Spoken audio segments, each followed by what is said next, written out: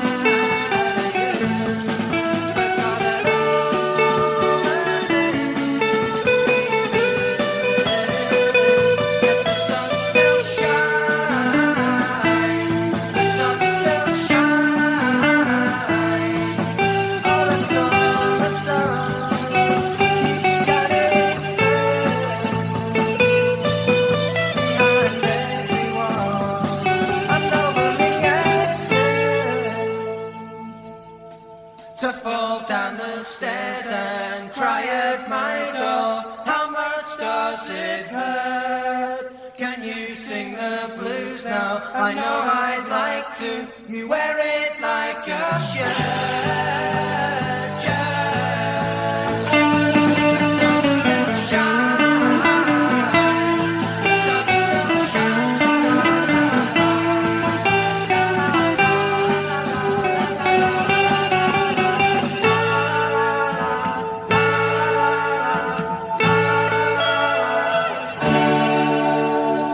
So very quickly, let's talk about where this song sits in the Stone Roses timeline. So the band formed in '83 and 2 years later recorded Garage Flower, their first album. This was actually never released because the band were not happy with the recording. Not until 1996 anyway, where it was released as a compilation album. From that album in 1985, So Young was released as the first single. And then before the release of the first official album, we saw 3 singles: Sally Cinnamon, Elephant Stone, and Made of Stone. Made of Stone was the only single that actually made it onto the album in 1989, The Stone Roses. And where does The Sun Still Shine fit in this? Well, there's lots of bootlegs knocking around from either rehearsals or live gigs. It was recorded in December '86 in Manchester. After this Patreon request, after listening to it over and over and obviously figuring out the guitar parts, it's an absolute belter of a track. Now, I don't know really why they didn't actually record this one, but after doing a bit of digging, there was another bootleg track called Your Time Will Come, recorded at the same gig. And I think at this time they were sort of testing the waters with many tracks and seeing how the crowd took it. Because there's this clip at the end of that track, and it sounds like Ian's not very happy with the crowd response after playing Your Time Will Come. Did the crowd's appreciation of these tracks stop the band recording them? If you know more about that, let me know in the comments below. So let's talk about tones next. Now, there wasn't that many pictures of John Squire's pedal board, but what we do know, he was definitely using an Ibanez chorus pedal, CS9. I've actually got the mini version, and comparing YouTube videos of the original and this one, they come pretty close and at a fraction of a price as well. So this would be without any chorus at all. And then this will be with. So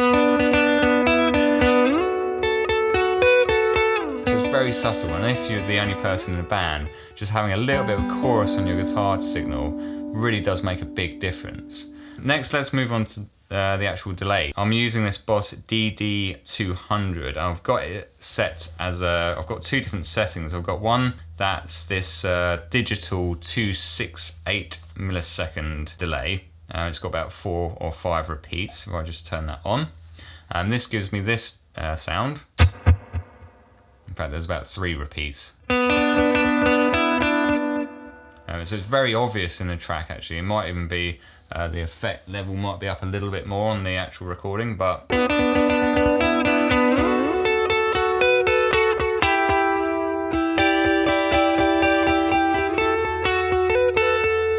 so I've just got an overdrive just set as a mild boost, Fairfield Circuitry Barbershop, which is a great pedal. So when that comes in,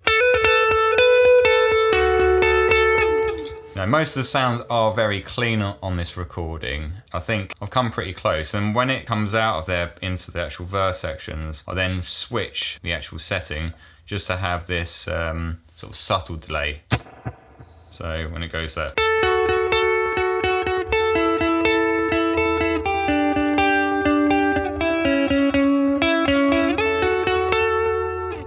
so it just lets, just fills the sound out a little bit without being overpowering on top. And that's pretty much it. So let's talk about the theory now. So for the intro, we've got that delay set at 268 milliseconds.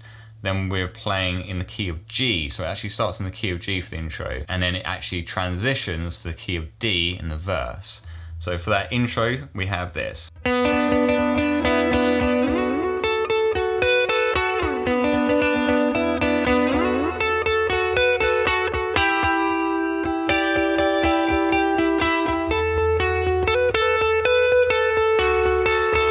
Basically going from a 1 chord to the 5 chord, 1 chord to the 5 chord to the 4 chord, and then back up to the 5 chord.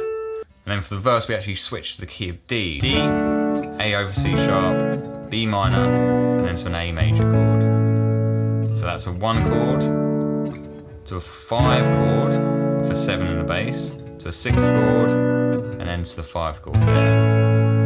And that's that part that goes.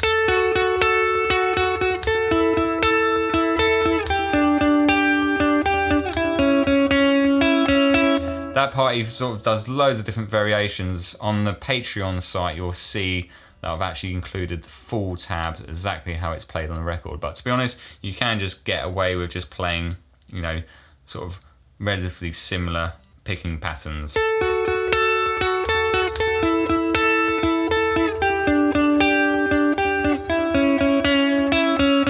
So that's over our D chord. This is over the A chord. With a C sharp in the bass, which would be that. Yeah. It's probably that. That's over our B minor. And then over the A.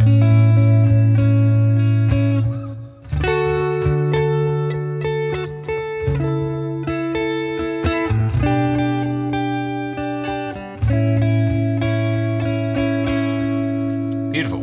And then for the chorus part, we've got this. Just going to D and A. Then to a G.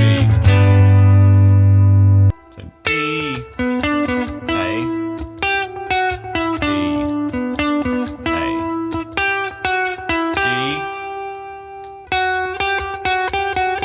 A. Now I have loads of different Stone Roses tracks which I'll pin up here, whole playlist of Stone Roses songs if you'd like to check that out. And if you would like to become a Patreon, I'll put the link in the description below. This entitles you to have your say what's on the channel, and you can get your requests in there for a particular song that you've always wanted to learn, and I'll do another video like this just for you. Please subscribe to the channel and give this video a like if you like this sort of content so I can do more of it. See you in the next video.